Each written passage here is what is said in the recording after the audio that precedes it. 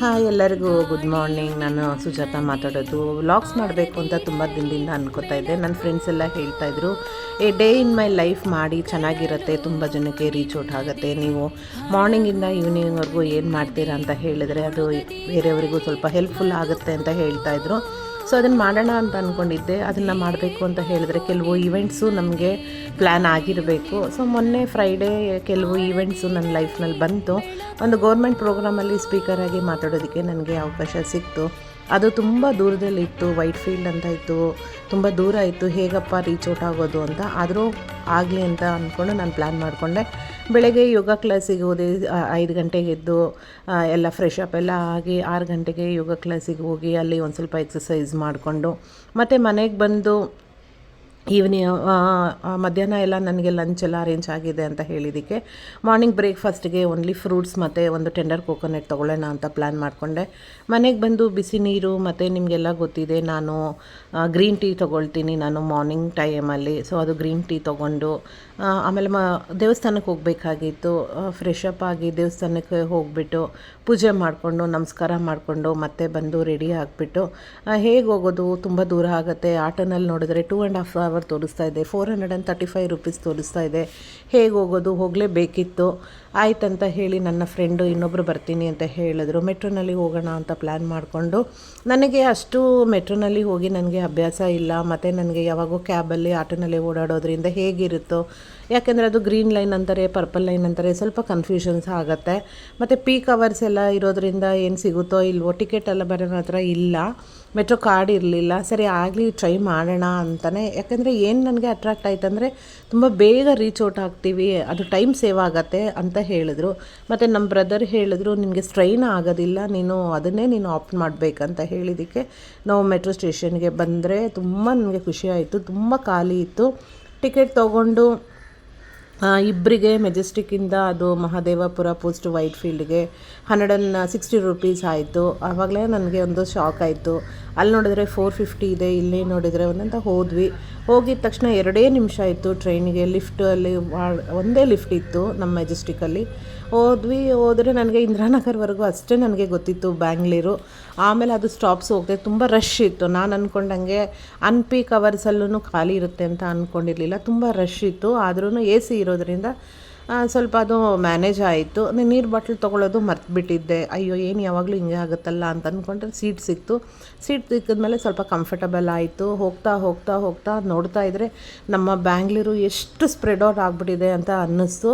ಮತ್ತು ಒಂದು ಕಡೆ ಖುಷಿ ಆಯಿತು, ತುಂಬ ಬೇಗ ಹೋಗ್ತಾ ಇದೆ ಅಂತ. ಆ ಏರಿಯಾಸು, ಆ ಲೊಕ್ಯಾಲಿಟಿ ಹೆಸರು ನಾನು ಕೇಳೇ ಇರಲಿಲ್ಲ.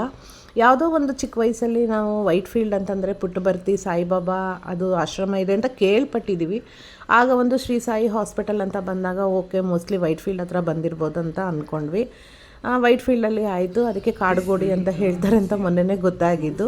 ಹಾಕಿದ್ದಾರೆ ಅಲ್ಲಿ ಲಾಸ್ಟ್ ಬಟ್ ಒಂದು 3-4 ಸ್ಟಾಪಲ್ಲಿ ನೋಡಿದರೆ ಜನ ಎಲ್ಲ ಇಳಿದ್ಬಿಟ್ರು. ತುಂಬ ಖುಷಿ ಆಯಿತು. ಒಂದು 8-10 ಜನ ಅಷ್ಟೇ ಇದ್ದಿದ್ದು. ಅಷ್ಟು ವಿಡಿಯೋಸ್ ಎಲ್ಲ ಮಾಡಿಕೊಂಡು ನನಗೆ ಬೇಕಾಗಿರೋ ವಿಡಿಯೋಸ್ ಎಲ್ಲ ಮಾಡಿಕೊಂಡು ಅಲ್ಲಿಂದ ಬಂದರೆ ಅಲ್ಲಿ ಒಂದು ನಮ್ಮದು ಮಿಸ್ಟೇಕ್ ಆಯಿತು. ನಾವು ಹೋಗೋದಕ್ಕಿಂತ ಮುಂಚೆ ಕೇಳ್ಕೊಬೇಕಾಗಿತ್ತು. ನಮ್ಮ ಫ್ರೆಂಡ್ ಇನ್ನೊಬ್ರು ಹೇಳಿದ್ರು, ಅದು ಹೋಟೆಲ್ ರೀಚ್ ಔಟ್ ಆಗಬೇಕಾದ್ರೆ ನಿಯರೆಸ್ಟ್ ಮೆಟ್ರೋ ಸ್ಟೇಷನ್ ಎಲ್ಲಿ ಅಂತ ಕೇಳ್ಕೋಬೇಕಿತ್ತು ಅಂತ. ಬಟ್ ನಾನು ಅದು ಕೇಳ್ಕೊಂಡಿರಲಿಲ್ಲ. ನಾನು ವೈಟ್ ಫೀಲ್ಡ್ ಅಂತ ಹೋಗಿಬಿಟ್ಟೆ. ನೋಡಿದ್ರೆ ಅದು ಬ್ಯಾಕ್ ಮತ್ತೆ ಒಂದು 7-8 ಸ್ಟಾಪ್ ಬರಬೇಕಿತ್ತು. ಮತ್ತು 150 ರೂಪೀಸ್ ಕೊಟ್ಟು ಆಟೋನಲ್ಲಿ ಮತ್ತೆ ಬ್ಯಾಕ್ ಬಂದಾಗ ಮೆಟ್ರೋ ಸ್ಟೇಷನ್ ಸೀತಾರಾಮಪಾಳ್ಯ ಅಂತ ಅದ್ರ ಕೆಳಗಡೆನೇ ಇತ್ತು ಅದು ಹೋಟೆಲ್ಲು. ಸೊ ಮಿಸ್ಟೇಕ್ ಆಯಿತು. ಅದರಿಂದ ನನಗೊಂದು ಲರ್ನಿಂಗ್ ಏನಾಯಿತು ಅಂತಂದರೆ, ನಮ್ಗೆ ಎಷ್ಟೇ ಗೊತ್ತಿದ್ರೂ we should not follow the location in WhatsApp or whatever. ಒಂದು ಸಲ ಕೇಳ್ಕೋಬೇಕು. ಕೋಆರ್ಡಿನೇಟರ್ಸ್ ಅಂತ ಇರ್ತಾರೆ. ನಿಯರೆಸ್ಟ್ ಮೆಟ್ರೋ ಸ್ಟೇಷನ್ ಅಥವಾ ನಿಯರೆಸ್ಟ್ ಲ್ಯಾಂಡ್ಮಾರ್ಕ್ ಏನಂತ ಕೇಳ್ಕೊಂಡಿದ್ರೆ ನಮಗೆ ಒಂದು 1/2 ಅವರ್ ನಮಗೆ ಸೇವ್ ಆಗ್ತಾಯಿತ್ತು. ಆದರೂ ಇನ್ ಟೈಮಲ್ಲಿ ಹೋದ್ವಿ. ನಮಗೆ ಲಂಚ್ ಅರೇಂಜ್ ಮಾಡಿದರು. ತುಂಬ ಹಾಸ್ಪಿಟಾಲಿಟಿ ಇತ್ತು. ತುಂಬ ದೂರದಿಂದ ಬಂದಿದ್ದರು ಅವರು, ಗೌರ್ಮೆಂಟಿಂದ ಬಂದಿದ್ದರು. ಏನಾದರೂ ತೊಗೊಂಡು ಹೋಗಬೇಕು ಅಂತ ಬೊಕ್ಕೆ ಎಲ್ಲ ತೊಗೊಳ್ಳೋದು, ಅದು ಅವರು ಮತ್ತೆ ಫ್ಲೈಟಲ್ಲಿ ಹೋಗ್ತಾರಂತ ಗೊತ್ತಿತ್ತು. ಅದು ಪೆರಿಶ್ ಆಗಿಬಿಡುತ್ತೆ ಮತ್ತು ಅದು ಮೆಮರೀಸಲ್ಲಿ ಇರಲ್ಲ ಅಂತ ಹೇಳಿ ಅಮ್ಮ ಮಾಡಿರೋ ಒಂದು 2 ಗಿಫ್ಟನ್ನ ತೊಗೊಂಡು ಇಬ್ಬರು ಗೊತ್ತಿದ್ರು ನನಗೆ. ಸೊ ನಾ 2 ಪ್ಯಾಕ್ ಮಾಡಿಕೊಂಡು ಅಮ್ಮನಿಗೂ ಥ್ಯಾಂಕ್ಸ್ ಹೇಳ್ತೀನಿ. ಪ್ಯಾಕ್ ಮಾಡಿಕೊಟ್ರು, ತೊಗೊಂಡು ಹೋದರೆ ತುಂಬ ಹಾಸ್ಪಿಟಾಲಿಟಿ ಇತ್ತು. ಲಂಚೆಲ್ಲ ಅರೇಂಜ್ ಮಾಡಿದ್ರು. ಅದು 2:30 ಪ್ರೋಗ್ರಾಮ್ ಇತ್ತು, ಅದು 3:15 ಆಯಿತು. ಸೊ ಏನು ತೊಂದರೆ ಇಲ್ಲ, ನಮಗೆ ಟೈಮ್ ಹೋಗಿದೆ ಗೊತ್ತಾಗಿಲ್ಲ. ಹೋಟೆಲೆಲ್ಲ ಸ್ವಲ್ಪ ಓಡಾಡಿ ಸ್ವಲ್ಪ ಫೋಟೋಸ್ ಎಲ್ಲ ತೊಗೊಂಡು ಆಮೇಲೆ 3:30ಗೆ ಸ್ಟಾರ್ಟ್ ಆಯಿತು. ಗೌರ್ಮೆಂಟ್ ಅಫಿಷಿಯಲ್ಸ್ ಎಲ್ಲ ಬಂದರು. ಅಲ್ಲಿ ಅವರಿಗೂ ನೋಡಿ, ಟೈಮ್ ಅನ್ನೋದು ಎಲ್ಲರಿಗೂ ಒಂದು ದೊಡ್ಡ ಅದು ಮಹತ್ವವಾದ ಒಂದು ಪಾತ್ರ ಆಗತ್ತೆ ಲೈಫ್ನಲ್ಲಿ ಅನ್ನೋದು. 2:30ಗೆ ಕ್ಲೈಂಟ್ಸ್ ಬರಬೇಕಾಗಿತ್ತು, ಎಲ್ಲರೂ ಅಸೆಂಬಲ್ ಆಗಬೇಕಾಗಿತ್ತು. ಅದು ಏನಂತ ಗೊತ್ತಿಲ್ಲ, ತುಂಬ ದೂರ ಅಂತನಾ ಪೋಸ್ಟ್ ಲಂಚ್ ಅಂತನಾ ಗೊತ್ತಿಲ್ಲ, ಎಲ್ಲ 3 ಗಂಟೆ ಬರೋದಕ್ಕೆ ಸ್ಟಾರ್ಟ್ ಮಾಡಿದರು.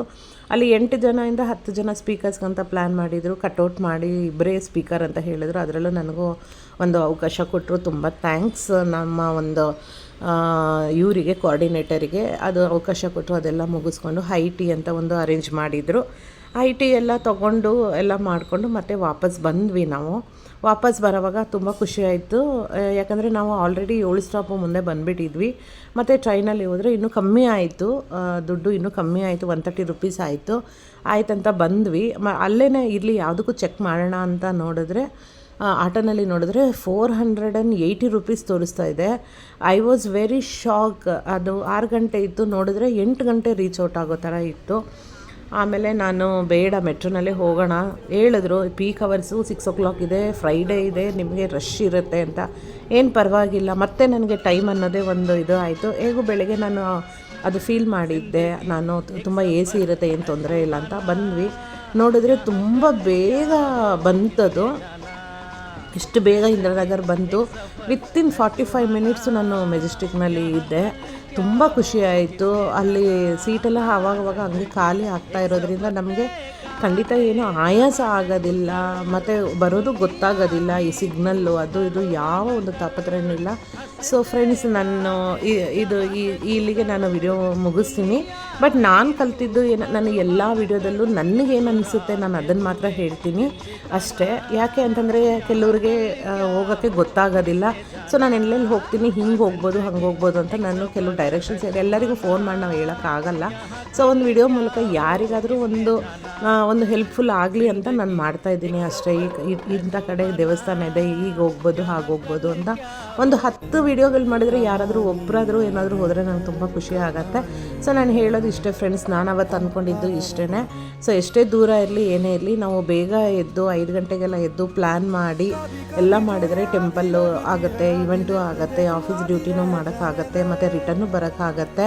ಮತ್ತು ಯಾವ್ಯಾವ ಥರ ಅಪ್ಡೇಟ್ ಆಗಿದೆ ಟ್ರಾನ್ಸ್ಪೋರ್ಟೇಷನಲ್ಲಿ ನಮ್ಮ ಬ್ಯಾಂಗ್ಳೂರಲ್ಲಿ ಅದನ್ನು ಅಪ್ಡೇಟ್ ಆಗುತ್ತೆ. ಸೊ ಇವುವರೆಗೆ ಆಟೋದಲ್ಲಿ ತುಂಬ ದುಡ್ಡು ಕೊಟ್ಟು ಅಮೌಂಟು ಸ್ಪೆಂಡ್ ಮಾಡಿ, ಟೈಮು ಸ್ಪೆಂಡ್ ಮಾಡಿ, ಆಯಾಸನೂ ಮಾಡಿಕೊಂಡು ಮತ್ತು ಮನೆಗೆ ಬಂದಾಗ ನಮಗೆ ಕಿರಿಕಿರಿ ಆಗುತ್ತೆ, ಮನೆ ಕೆಲಸ ಮಾಡಬೇಕು. ಸೊ ಇದೆಲ್ಲ ಬೇಡ. ಮೆಟ್ರೋ ನಮಗೆ ತುಂಬ ಹೆಲ್ಪ್ಫುಲ್ ಆಗಿದೆ, ತುಂಬ ಅದು ಸಪೋರ್ಟ್ ಆಗಿದೆ ನಮ್ಮ ಲೈಫ್ನಲ್ಲಿ ಅಂತ ನಾನು ಅವತ್ತು ತಿಳ್ಕೊಂಡೆ. ಅದು ತುಂಬ ಹತ್ತಿರದಲ್ಲಿದ್ದರೆ ಬೇಕಾದರೆ ನಾವು we can opt for Uber or Ola. ಆದರೆ ತುಂಬ ದೂರ ಇದ್ದರೆ ಏನೂ ತೊಂದರೆ ಇಲ್ಲ, ನಾವು ಆರಾಮದಲ್ಲಿ ಮೆಟ್ರೋನಲ್ಲಿ ಹೋಗ್ಬೋದು. ಹೋಗ್ತಾ ತುಂಬ ಖಾಲಿ ಆಗುತ್ತೆ, ತುಂಬ ಚೆನ್ನಾಗಿರುತ್ತೆ, ಫೀಲು ಚೆನ್ನಾಗಿರುತ್ತೆ. ತುಂಬ ಫಾಸ್ಟಾಗಿ ನಾವು ಹೋಗಿ ರೀಚ್ ಔಟ್ ಬರ್ತೀವಿ ಮನೆಗೆ ಅಂತ ನನಗೆ ಅನ್ನಿಸ್ತು. ಅದು ಒಂದಿದೆ. ಮತ್ತು ಯೂಬರಿಗೆ ಎಲ್ಲನೂ ಎಲ್ಲಿ ತುಂಬ ಎಮರ್ಜೆನ್ಸಿ ಇದೆ ಅಲ್ಲಿ ಮಾತ್ರ ಹೋಗ್ಬೋದು. ತುಂಬ ಜನ ಇದ್ದಾಗ, ವಯಸ್ಸಾಗಿರೋರು ಇದ್ರೂ we have to opt for Uber cab ಅಂತಲೇ ಅನ್ನಿಸ್ತು. ಸೊ ನನಗೆ ತುಂಬ ಖುಷಿ ಆಯಿತು. ನನಗೆ ಕಾರ್ತಿಕ್ ಮಾಸ ಇದ್ದಿದ್ದಕ್ಕೆ ಟೆಂಪಲ್ಲು ಆಯಿತು, ಇವೆಂಟು ಆಯಿತು.